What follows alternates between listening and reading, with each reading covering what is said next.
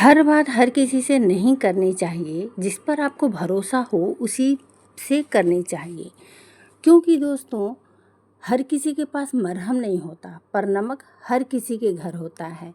तो नमक से याद आया कि आज नमक खाना नहीं है और आज उपवास है। जी हाँ, घर में सबका उपवास है, केवल 2 लोग ही खाना खाएंगे। तो बना ले रही हूँ अपनी चाय, और चूँकि आज व्रत है तो गैस पहले ही साफ़ कर लिया है। और चाय बनाने के बाद में थोड़े से फल काट दे रही हूँ, क्योंकि बेटी ऑफिस जा रही है तो वो भी व्रत रखी है और ये फ्रूट्स वो लेकर के जाएगी। तो उसके बाद ही मैं किचन में आ कर के अपनी सब्जियां बिठा दूंगी। और आज तो लहसुन प्याज बनना नहीं है, तो हरी मिर्च और टमाटर के साथ में भिंडी की सब्ज़ी बना लूँगी। तो काट छील करके भिंडी को रेडी कर लिया है, और बस सूखे मसाले डालूँगी इसमें। आज केवल रोटी सब्ज़ी ही बनाऊँगी, क्योंकि ज़्यादा कुछ नहीं बनाना है। बस 2 लोग के लिए खाना बनाना है, पापा हस्बैंड के लिए तो रोटी और सब्ज़ी से ही चल जाएगा। पर हस्बैंड के लिए करेला तो बनना ही है, और वो करेला तो रोज़ ही खाते हैं। तो करेला भी बॉयल कर ली हूँ एक साइड में, और अपनी भिंडी की सब्ज़ी बना करके करेले की सब्ज़ी नहीं, करेले का चोखा बना लूँगी। और इसी तरह से टमाटर और हरी मिर्च के साथ करेले का चोखा भी बनाऊँगी। तो भिंडी में सूखे मसाले डाल दी हूँ, साथ ही नमक डाल करके। पहले तो भिंडी को थोड़ा फ्राई करना पड़ता है, ताकि उसका जो चिपचिपापन है वो निकल जाए। तो हल्की फ्राई करके और नमक और अपने सूखे मसाले डाल करके हो गया, ढक करके उसको बना दे रही हूँ, और धीमी आंच पर उसको चढ़ा दिया है।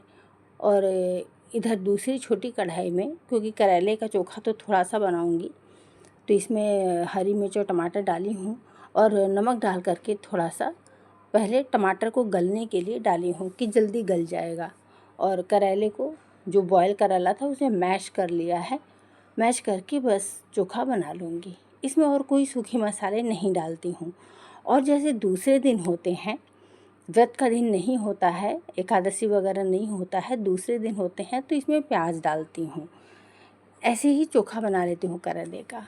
तो तैयार हो गया है, और उसके बाद मैं अपनी थोड़ी सी डस्टिंग कर ले रही हूँ कहीं कहीं की। और देखिए, आज जन्माष्टमी है, तो ठाकुर जी के लिए फल और मिठाइयाँ वगैरह आ गई हैं, तो ये डाइनिंग टेबल पे ही रखी हुई है।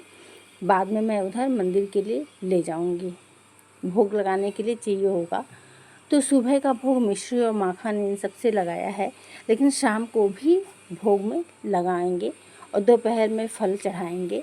तो इस तरह का जन्माष्टमी का हम लोग मनाते हैं। जन्माष्टमी तो एक बहुत बड़ा ही त्यौहार है, और घर में सभी उपवास भी रखते हैं। देखिए, बच्चों का भी इसमें आस्था है। बच्चे भी मतलब जितना रख पाते हैं, क्योंकि बच्चे सारा दिन भूखे रह नहीं पाते हैं। और अब तो हम भी चाय वगैरह पी करके, फल खा करके हम भी व्रत करते हैं, पानी भी पीते हैं, शरबत भी पीते हैं, क्योंकि पूरा निरा जल तो रहा नहीं जाता है इस तरह से। और बच्चों को भी यही सिखाया है कि भाई व्रत रखो, और खा पी करके व्रत रखो। खा पी करके मतलब है फलाहार करके। तो अब जैसे कि बेटी को ऑफिस जाना है, तो वो वही फल लेकर के जाएगी, और ऑफिस में चाय वगैरह तो कॉफ़ी होता ही है, और पी लेगी, क्योंकि वहाँ तो उसे काम करना है। और देखिए, सारा दिन ऑफिस में बैठे रहना है, काम करते रहना है लैपटॉप के आगे, तो मुश्किल होती है ना। तो बच्चों को फिर यही सिखाया है कि नहीं, व्रत रखना है रखो, पर खा पी करके रखो, फल खाओ, जूस पियो, शरबत वगैरह पियो। तो ऐसे ही हम लोग कर लेते हैं अपनी जन्माष्टमी की पूजा। और डस्टिंग का देखिए, बस हॉल में ही डस्टिंग आज कर रही हूँ, बहुत ज़्यादा काम नहीं करूँगी। केवल थोड़ी बहुत डस्टिंग का काम कर लूँगी, जो कि सामने सामने होता है। तो बस वही सब अपना निपटा लूँगी। और क्योंकि आगे सब्जियां तो मैंने दोनों टाइम की ही बना ली हैं, कि शाम को भी हो जाएगा, और शाम को तो दूसरे ही काम रहेंगे मुझे। तो इसलिए मैंने सब्ज़ी थोड़ी ज़्यादा ही बनाई है, कि वो दोनों खा लेंगे, और उसके बाद बच जाएगी जो, वो मेरे शाम के लिए यूज़ हो जाएगी। क्योंकि हम सभी तो फिर जो लोग व्रत हैं वो लोग शाम को भी फलाहार ही करेंगे। तो इसी के साथ में अपनी ये मेरी ये मेरी सिलाई मशीन है, और कभी कभी कुछ कुछ सिलती भी हूँ मैं इसके ऊपर। तो पड़ी हुई है यहाँ पर। मैंने इसे आयरन वाली टेबल पे रख रखा है और जब आयरन करना होता है तो मैं इसे उतार लेती हूँ नीचे उतार करके या बेड पर रख देती हूँ और यहाँ पर आयरन कर लेती हूँ। क्योंकि आयरन करने की जगह ये बहुत अच्छी मुझे लगती है, बहुत सुविधा होता है मुझे आयरन करने में यहाँ पर खड़े होकर आराम से।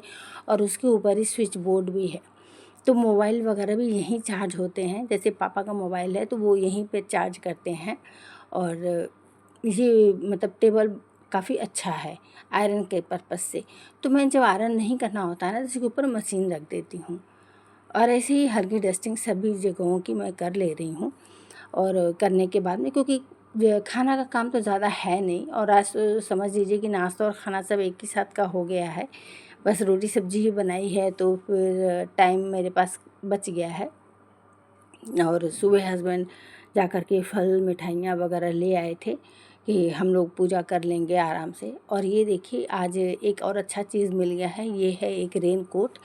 तो रेन कोट क्या है, मतलब कि ये डिस्ट्रॉय के लिए रखा हुआ था, पर मुझे एक आइडिया सूझ गया है कि मैं इसको रीयूज़ कर सकती हूँ और वही मैंने इसे अपने निकाल लिया है। मतलब हस्बैंड ने इसे ये अब काम में नहीं आ रहा है, इसमें छेद हो गई है, तो 2-3 जगह छेद हो गई, इसके लिए उन्होंने इसको अलग कर दिया कि अब ये यूज़ में नहीं है तो इसे फेंक देना। पर मेरे माइंड में एक उपाय आ गया कि मैं इसका अच्छा एक रीयूज़ कर सकती हूँ और मैंने इसे रख लिया है। तो और सभी जगहों से अच्छा है, 2-3 छोटे-छोटे छेद हो जाने की वजह से इसमें से पानी पास हो जाता है, तो मैंने रखा हुआ है उसे। और ये देखिए शाम हो गई है। शाम का मतलब क्या है कि अभी 3:30 के आसपास का टाइम है और मैं पालना सजाने के लिए आ गई हूँ। तो माला फूल वगैरह भी मेरे सुबह आ गए थे और पालने पर ना मैंने बस माला लपेट दिया है सजाने के लिए। और माला लपेटने के बाद में बीच बीच में मैं इसकी रजनीगंधा का एक माला था उसे तोड़ लिया है और बीच बीच में रजनीगंधा लगा दे रही हूँ इस तरह से।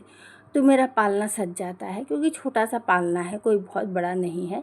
तो मैं इसी तरह से और बीच में एक छोटा सा मोर पंख भी लगा देती हूँ। और देखिए मेरे कान्हा जी लड्डू गोपाल कितनी सुंदर ड्रेस पहने हुए हैं और कितने सुंदर लग रहे हैं ना, छोटे से कान्हा जी हैं और बहुत ही अच्छा इनके ऊपर ये ड्रेस बहुत खिल रहा था, अच्छा लग रहा था। तो 2 मुकुट थे मेरे पास, नई 2 मुकुट, तो एक पहना करके देख रही हूँ कि कौन सा ठीक होगा। और देखिए फल प्रसाद लगा करके हम लोगों ने भोग भी लगा लिया है। तो मिलते हैं दोस्तों अगली वीडियो में।